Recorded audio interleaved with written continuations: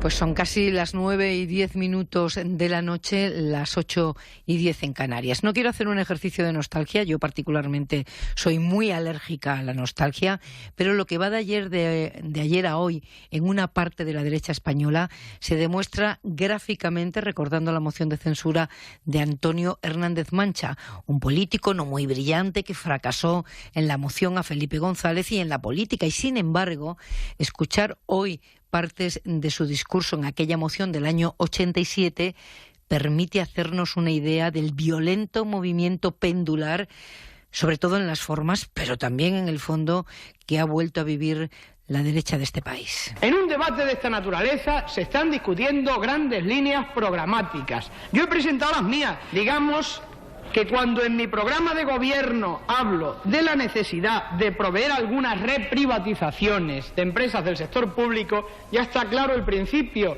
Ese mismo principio no está plasmado en ninguno de los programas del PSOE. Pues, en fin, considérenlo ustedes, a ver si les parece que la cosa es razonable. El tema educativo. Nosotros efectivamente defendemos recortes de gastos públicos en muchos sectores para poder incrementar el gasto en otros prioritarios en nuestra jerarquía. Parece un estadista, efectivamente. Pues de ahí al cúmulo de despropósitos del discurso de Vox de esta mañana, que da la impresión de haber quitado el tapón de la brutalidad. El gobierno de Pedro Sánchez es el peor gobierno en 80 años de historia. En realidad son ustedes un frente popular, social comunista en alianza con separatistas y con terroristas. Una mafia, la República Islámica Catalana. Y por supuesto un gobierno contra el rey, al que han confinado un megaestado federal que se parece demasiado a la República Popular China, a la Unión Soviética o incluso a la Europa soñada por Hitler. Por si fuera poco, gritó ¡viva el 8M!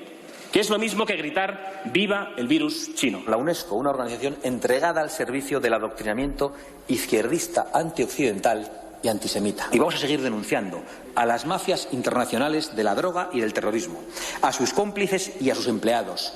Se llamen Zapatero, se llamen Garzones, se llamen Sánchez, se llamen Iglesias o se llamen... Bueno, y así durante casi 4 horas han estado. Queremos ya no tiene ninguna utilidad a los efectos para la que fue concebida esta moción, hacer caer a un gobierno que sería inmediatamente sustituido por un nuevo presidente que formaría su propio ejecutivo. Pero a efectos políticos, ¿para qué está sirviendo lo visto y oído hasta el momento? Esta es la pregunta que nos hacemos a esta hora, con varios aspectos a analizar. El primero, la falta de iniciativa, de sorpresa en el discurso ultra que hemos escuchado, ¿no? Que ha sido una mezcla de reivindicación del franquismo con un corta y pega de los hits de la nueva derecha radical. Mariam.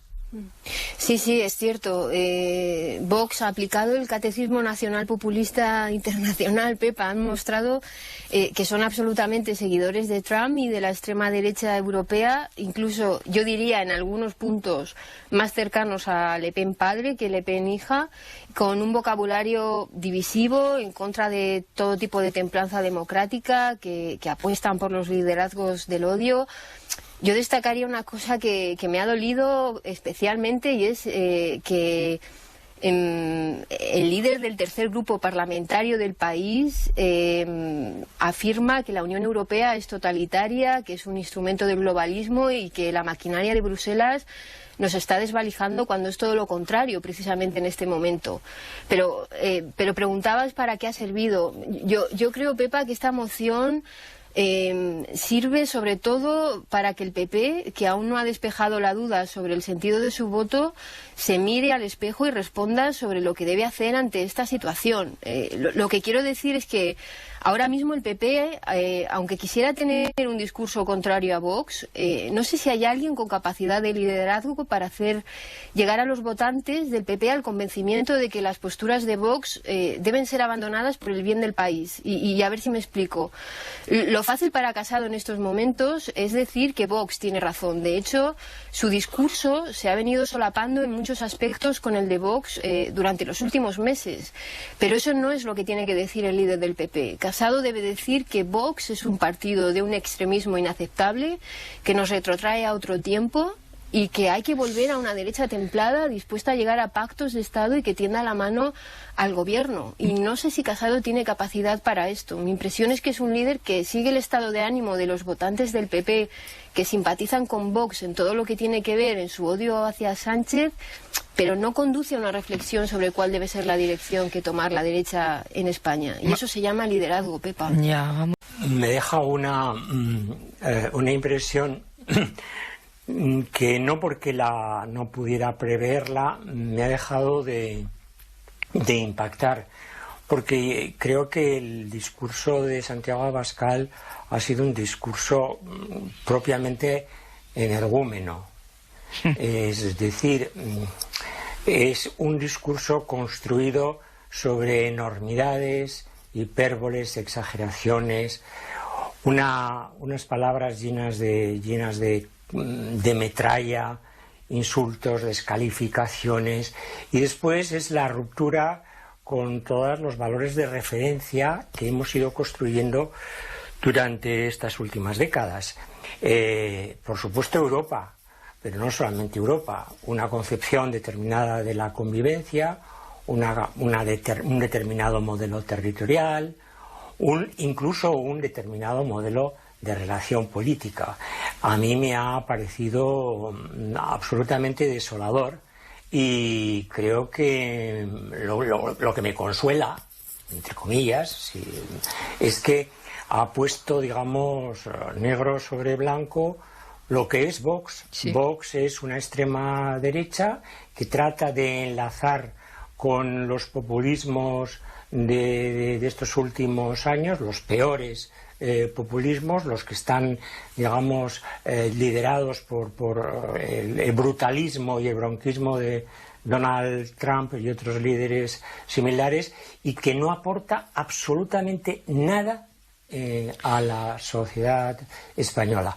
La oportunidad donde la veo, la única oportunidad que la veo, es en que mañana Pablo Casado no solamente diga no a la moción de censura, sino que explique las razones de fondo de ese no, que no sería un no tanto a la censura de Pedro Sánchez cuanto un no a lo que significa Vox. A ver, yo creo que no hay que menospreciar nunca a nadie, aunque a alguien no nos guste lo que dice y cómo lo dice y lo que supone lo que dice. La concreción, si el discurso, el programa que ha más o menos esbozado el señor Santiago Abascal se llevase a cabo, si pudiese a cabo, ello supondría la salida de España de la Unión Europea, probablemente la implosión de España, porque conllevaría la ilegalización de al menos 4 o 5 partidos políticos, todos los partidos de carácter nacionalista, con lo cual significaría la expulsión de millones de personas del ámbito de la discusión pública en España, mediante la ilegalización de las formaciones políticas a las que suelen votar. Por lo tanto, podría producirse con toda seguridad una implosión de la propia unidad de España, con serios, con problemas ya irreversibles quizás en Cataluña y quizá también en el País Vasco, es decir, la ruptura del país, literalmente, un enconamiento social sin precedentes bajo una situación económica muy difícil como la que en estos momentos afrontamos, es decir, una auténtica catástrofe. Ahora bien, los discursos del odio, porque yo creo que lo que se ha pronunciado en el Congreso es un discurso del odio, pues pueden tener cierta eficacia en momentos de dificultad social como son los actuales. Por lo tanto, no hay que menospreciar el hecho de que Vox ha dispuesto hoy de una excelente plataforma de publicidad de sus ideas políticas, de su mirada sobre la realidad. Hay un punto que me ha llamado la atención, que es la insistencia, la portada, la moción de censura es China. Y ahí no hay folclore. Ahí Abascal ha puesto en portada el punto número 1 del actual programa estratégico de la Administración de los Estados Unidos. Y atención, posiblemente también el de una futura Administración de Estados Unidos, aun en el supuesto de que Donald Trump no consiga la reelección. El enfrentamiento China-Estados Unidos o Estados Unidos-China es el gran tema, uno de los grandes temas de esta próxima década. Y Vox lo ha verbalizado con una claridad que no lo ha hecho ninguna otra formación política. No me parece desdeñable este punto. Deja, yo creo, el no a los pies de Pablo Casado. Para Pablo Casado hay más de un argumento claro, fácil para votar que no. El primero de ellos es el rechazo frontal que hoy Abascal ha expresado al europeísmo y al proyecto europeo.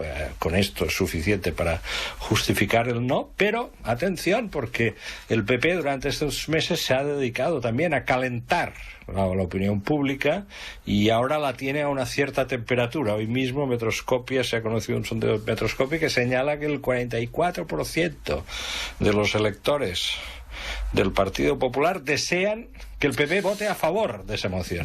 Sí. Así está la temperatura del agua. Y ayer calentaron ya. Cuando tú has calentado mucho la temperatura del agua, ahora enfríala en 24 horas.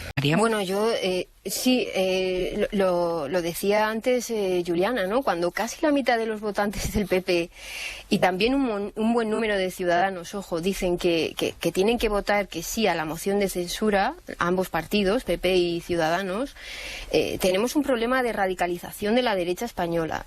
Si el PP quiere ser quien lidere la derecha en algún momento, no tiene más remedio que encauzarles a sus votantes, que ejercer ese liderazgo como ha estado haciendo Merkel con la inmigración, por ejemplo, durante el verano de 2015, es decir, llevar a sus votantes a una posición que a priori no les gusta, y eso es ejercer el liderazgo. La derecha y este país necesita ese liderazgo que no sea polarizador, que sea capaz de ganar unas elecciones y que en algún momento sea la alternativa de gobierno. Sí. Yo creo que mañana es un buen momento para que se despeje esa duda. La derecha sí lo necesita, pero ¿es Pablo Casado el hombre, Zarzalejos? Bueno, no lo sé, porque todavía lleva poco tiempo, pero yo creo que mañana es su oportunidad. Yo tengo la sospecha de que si mañana no la aprovecha, va a tener muchos problemas en poder sostener el liderazgo.